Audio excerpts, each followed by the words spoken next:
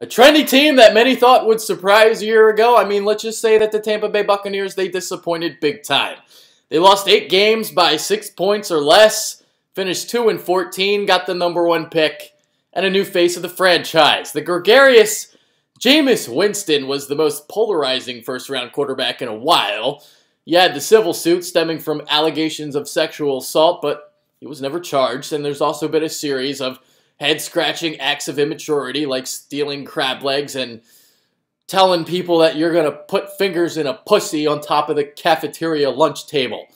The Bucs, however, did their due diligence. They claimed to have done unprecedented research on his character. They interviewed more than 75 people and obviously came away comfortable enough to take him #1. If he wasn't a good guy, we wouldn't have used him, wouldn't have used the first pick on him, Bucs general manager Jason Licht said. You can't question the success on the field. He went 26-1 as a starter, won a national championship and Heisman Trophy as a freshman. He's a leader on the field and the transformational kind of talent that might help get Tampa Bay out of the basement of the NFC South pretty soon. The Bucs have finished last in the division for 4 straight years. The biggest offseason acquisition might have been offensive coordinator Dirk Koetter, who had been the offensive coordinator in Atlanta the last 3 years. It was an unfortunate situation last season with Jeff Tedford, but he's fully healthy now and the head coach of the BC Lions of the CFL. Koetter will try and help turn around an offense which was 30th in yards, 25th in passing, and 29th in rushing. This led Tampa to spending its first 3 picks on offense and 6 of its 7 on that side of the ball overall. Significant changes were also made on the offensive line, which was a mess last year. They allowed 52 sacks last season, third most in the league. Tampa moved on quickly from Anthony Collins, who had cut just 1 year into its contract. After selecting Wilson, the Bucs used both of their second-round picks on linemen, tackle Donovan Smith, and Division III guard and NFL Combine standout Ali Marpet. Cough there. Another big storyline heading into the season is the muscle hamster. Doug Martin showed so much promise during his rookie season, appeared to be a steal in the first round of the 2012 NFL Draft. He ran for 1,454 yards and 11 touchdowns to go with 472 as a receiver. To say that he's been a disappointment the last 2 seasons is an understatement. He's combined to run for just 950 yards and 3 scores the last 2.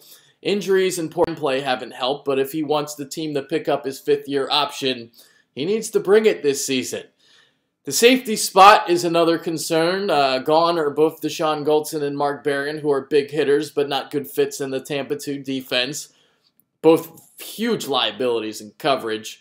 I actually like Bradley McDougald a lot, but that other starting safety spot is way up in the air. There's Chris Conti, DJ Swearinger, Major Wright, and Keith Tandy. The Michael Johnson experiment was a huge failure. He just wasn't a great pass rusher in Tampa, so who's going to step up at defensive end? This was a position that wasn't really addressed in the offseason. The Bucs got George Johnson, but nobody in the draft. The pressure is going to have to come from the defensive tackles again. I mean, Gerald McCoy can certainly do that. Make sure you check my rankings below before I get to the position by position. I got unit rankings. I got numbers besides each player. So, yeah. Position by position we go now. Let's break down Winston a little bit further. He's a plug-and-play talent because he was in a pro-style offense in college. He can make the proper line calls, read the defense, anticipate and go through all of his progressions. He can make any throw on the field. He's got a really bright future, but his rookie season may be difficult due to the lack of offensive line play. I'll tell you what, the Bucs may not have gotten the first pick had they gone with Mike Glennon and not brought in Josh McCown. McCown flat out stunk. I mean, yeah, he was that bad. Glennon showed flashes of a potentially good quarterback. You know, I remember when they got McCown last year, and I thought to myself, why would they do that? I mean, everyone knew McCown's 2013 season in Chicago was a fluke. And Glennon was a talent, man. I mean, he showed something as a rookie, and they went to McCown. I just, you know, I didn't get it. But like I said, it wound up to them, you know, leading to get to #1 pick. So Yeah.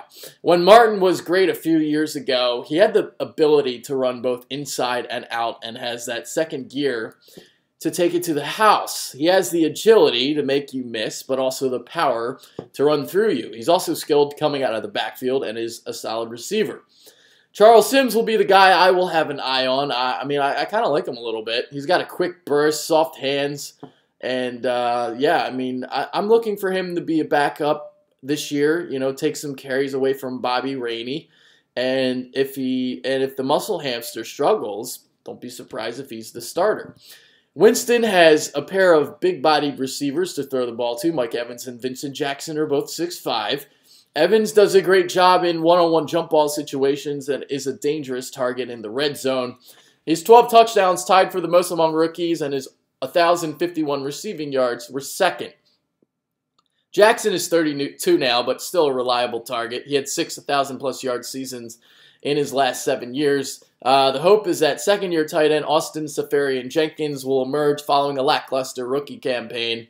Evans and Jackson stretch the field, so he should see a lot of targets in that intermediate range. Other receivers include Louis Murphy, Robert Huron, and rookie Kenny Bell, but the man I'll have an eye on is Russell Shepard. I think he's kind of underrated. We'll see.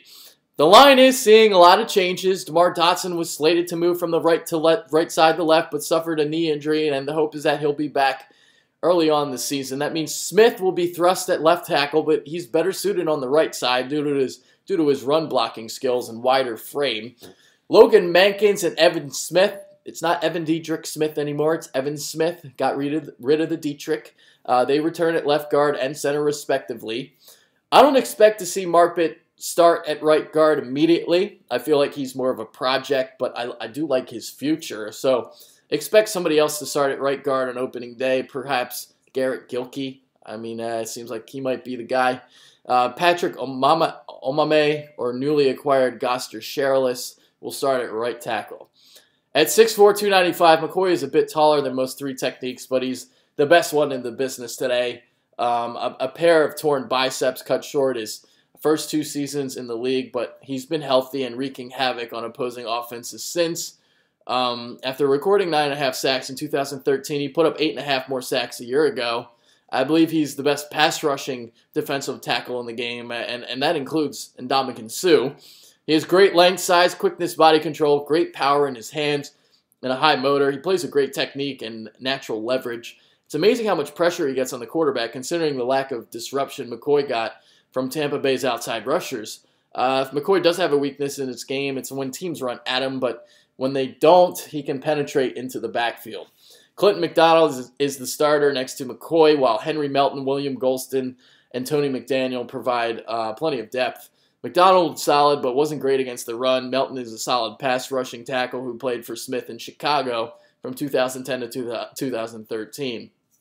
Jock Smith and George Johnson are the defensive ends. Lavonte David topped my 4-3 outside linebacker list. He's put up insane numbers since he burst into the NFL as a second-round pick in 2012, posting at least 139 tackles in each of his first 3 seasons.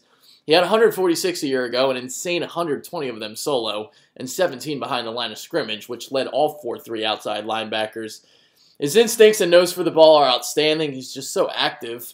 At 6'1", 233, David is a bit on the small side. He did play some safety in college, but uses his anticipation and speed to excel in the run game. He wins with leverage, almost always beats the blocker, and can chase down any back no matter where they are in the field. Uses his experience at safety to help him in coverage. His fluidity and agility allows him to cut and dart after the ball when asked to drop back in zone. I've also seen him do well when going up against a slot receiver. He had 7 sacks 2 years ago, but just 1 last season because he's not asked to rush the passer that often. When he does blitz, however, he times it well, takes the proper angles, and closes in on the quarterback quickly using that lightning-fast speed. The Bucks, they extended him not too long ago, so, he was in the last year of his rookie deal. The 2 sides were reportedly very, very far apart early on in the process, but obviously got the deal done. Danny Lansanah will start the other outside linebacking spot on the strong side. He was a career backup until breaking out last year with 81 tackles, 3 interceptions and a pair of touchdowns. Bruce Carter will start at middle linebacker, and 4th-round rookie Quan Alexander will back him up. Carter struggled a little bit in coverage last season in Dallas, but the Bucs made him an inside linebacker to hide that this year. Alterraun Verner turned out to be a solid free agent pickup last year. He's a confident, feisty corner who attacks the football while it's in the air. Jonathan Banks will start on the other side. He's long, tall, aggressive with his press and a ball hawk. But I'd say he hasn't quite lived up to being a second-round pick as of yet. Mike Jenkins and Sterling Moore provide depth at corner. So those are your cornerbacks. The Bucs found a diamond in the rough in 2013 undrafted free agent Bradley McDougald. He's a very good fit in that Tampa too. It looks like Wright will be the starter on the other side, and we'll see what they do there. You still got Swearinger and Conti, like I was talking about before. Patrick Murray made his last 10 field goal attempts last year, finished 20 of 24, but Michael Keenan struggled as the punter, so Jake Schum will be the team's new one this year. Kalen Clay was a 6th-round pick. He'll return kicks. Prediction time. I got the Bucs at 6-10, but that's kind of like a safe kind of pick, I guess. I think they could be good, though. It depends on the development of Winston. If he tears it up, I mean, they could surprise some people. We'll see what happens. I mean, there's definitely some solid pieces. I like the defense a little bit with Lavonte David, Gerald McCoy. The defensive tackles are really solid.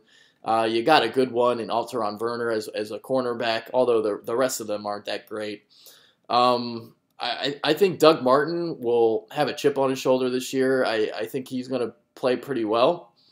I love the receivers. I mean, Evans is a stud, and Jackson, even though he's 32, he's still very, very productive. So, I mean, there should be plenty to get excited about if you're a Tampa Bay fan. Finished in the basement the last 4 years. That should change the next couple of years. So, we'll see what happens. With that being said, I'm Adrian Fedke. Make sure you follow us on Twitter @TheBitterBirds. I'm out of here. Later.